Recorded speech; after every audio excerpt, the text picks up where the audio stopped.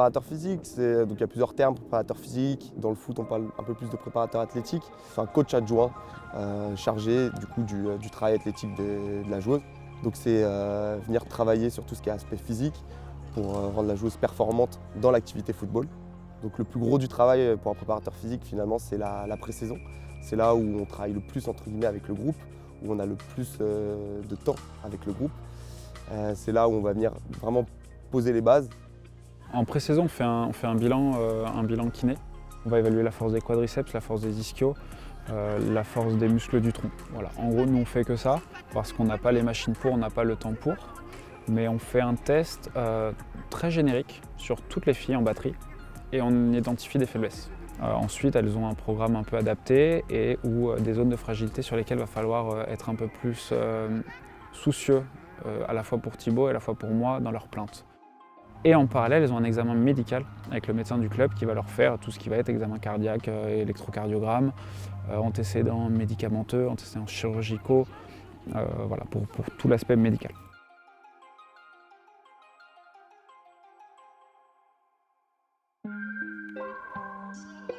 Il y a une particularité à Saint-Maur, c'est qu'elles s'entraînent le soir. Donc c'est des filles qui travaillent la journée, il y a une accumulation énorme de la fatigue. Et souvent ça tire à droite, ça tire à gauche et on doit faire beaucoup de prophylaxie, beaucoup de prévention de ces ischios parce que c'est un muscle c'est un groupe musculaire qui est souvent soumis à des blessures. On a des filles qui travaillent de nuit, on a des filles qui travaillent le week-end, on a des filles qui travaillent en extérieur et qui le soir à 20h doivent être en crampons et faire des accélérations de 0 à 100 et aller se coucher à 23h parce qu'elles habitent des fois 1 heure, 1 heure et demie de route. C'est intéressant parce qu'effectivement, le rôle de la prévention prend une place plus importante. Tout ce qui va être travail annexe d'apprentissage de récupération, sommeil, toutes ces petites bases qu'elles n'ont pas forcément, on voit tout de suite si ça passe pas. Si elles ne le font pas et elles n'ont pas le droit à l'erreur, donc ça amène de la rigueur là-dedans. C'est frustrant parce qu'on se dit que quelques pépins seraient évités et qu'elles ne peuvent pas être à 100% tout le temps, toute la saison, à toutes les séances et à tous les matchs. C'est pas possible. Ça va faire des tractions aujourd'hui, aïe aïe aïe. Moi je travaille sous forme de cycle, donc c'est des cycles de 4 à 6 semaines où on va venir travailler principalement une qualité physique tout en gardant un impact sur les autres qualités physiques pour maintenir tout le travail fait avant. C'est pas les coachs qui s'adaptent à ma charge personnelle, c'est moi qui vais m'adapter à la charge qu'ils ont eue sur la séance spécifique. Elles ont comme après la séance, avant la séance, un questionnaire à remplir sur leur état de forme. Donc leur ressenti de fatigue, leur qualité de sommeil, leur courbature, si elles ont des douleurs, etc. etc. Donc c'est le seul suivi qu'on peut vraiment avoir sur leur état de forme quand elles arrivent à l'entraînement. Donc grâce à ce questionnaire, on peut essayer d'adapter un petit peu le volume d'entraînement qu'on proposera derrière, ou bien l'adapter individuellement à certaines joueuses.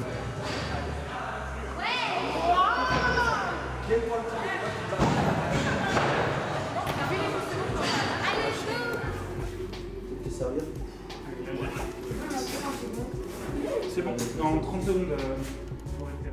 Alors je suis à la fois là sur les entraînements et sur les matchs. Donc il y a deux aspects différents.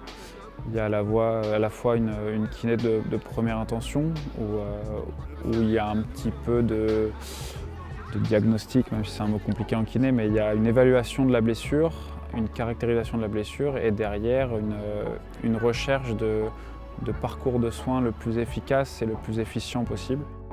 Je pense à 2-3 joueuses, il y a des filles qui ont des fractures complexes de cheville par exemple, et il y a une stabilité de la cheville qui doit être assurée aussi par un strap par exemple. Il y a aussi une part psychologique de préparation parce que c'est un moment où elles sont dans leur bulle, c'est un moment où elles se détachent aussi un peu du groupe, elles se détachent de l'environnement vestiaire où ça peut être un peu plus détendu. Il y a des filles qui ont besoin de cet encadrement un par un, il y en a qui me parlent aussi, on a une approche humaine un peu plus forte et elles peuvent se livrer plus facilement avec moi qu'avec un staff technique. Ah ouais. Il y a encore du strap, plus le diamètre de la cuisse. Bien sûr, quand elle prend un choc, on regarde, souvent on discute, on va à haute voix, on lui demande comment ça va, et si c'est en première mi-temps, on fait un petit check à la mi-temps. Si c'est en deuxième, on fait un check à la fin du match. Après, quand elle se blesse sur le terrain et que je rentre, il y a une évaluation directe et là on rejoint le diagnostic. Est-ce qu'elle peut continuer, pas continuer? Il y a une prise de décision. Est-ce qu'elle peut continuer à se strapper? Bref. Le plus important pour moi et pourquoi je suis attentif au jeu, c'est de voir le mécanisme de lésion. C'est-à-dire de voir pourquoi la joueuse est au sol. Et c'est ça qui va être important et c'est pour ça que je suis attentif au jeu. Une fille qui va se tenir le haut de la cuisse sur un sprint ou qui va se tenir plutôt bas, au moment où elle se tient la cuisse, ça peut changer le pronostic à court terme, donc pour finir le match, ou même à moyen ou long terme. Sur une entorse de cheville, pareil. Comment elle a tourné? Où est-ce qu'elle a tourné? Est-ce que son pied était bloqué dans le sol, pas dans le sol? Voilà. Voir ce mécanisme de lésion et du coup, quand je vais vers la joueuse, je sais déjà à peu près à quoi m'attendre. On a eu un gros pépin cette année, un gros pépin qui a nécessité 1 mois et demi d'arrêt. J'ai rien vu. J'ai rien vu, c'était un duel avec la gardienne, c'était au niveau du pied, j'ai absolument rien vu. Et effectivement, quand je suis arrivé vers la joueuse, ça a pris plus de temps. De toute façon, il n'y avait pas de débat, il fallait qu'elle sorte. Mais ça m'a embêté. Et parce que je n'avais pas pu voir.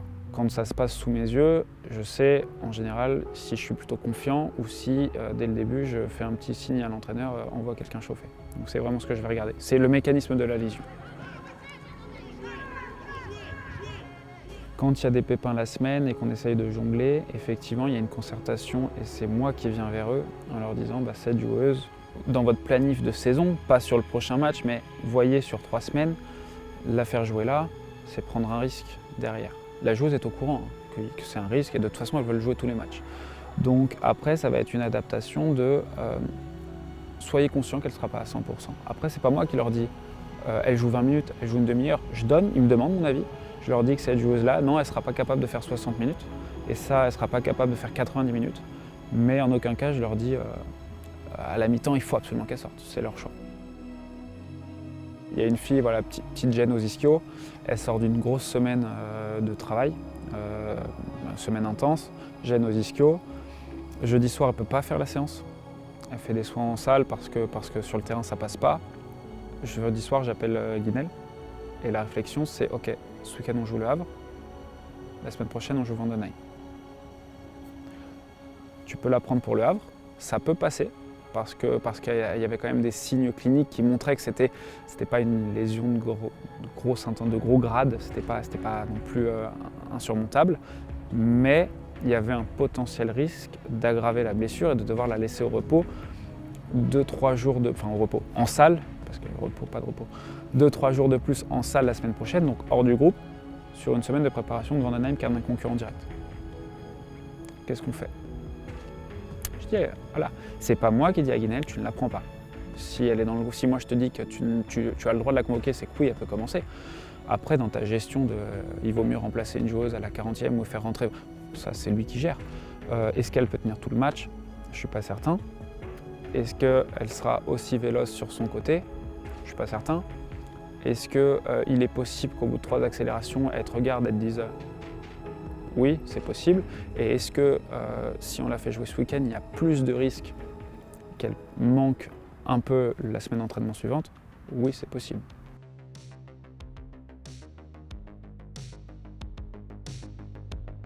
Tous les débuts de semaine, Clément fait un bilan sur chaque joueuse, les joueuses blessées, les nouvelles joueuses blessées entre guillemets par rapport au match, etc. qui nous transmet à tous. Et ensuite, moi, en détail, je vais lui demander telle et telle joueuse, où ça en est. Et donc, du coup, pour moi, pouvoir adapter sur le terrain, en réathlétisation, le travail que je veux proposer à la joueuse.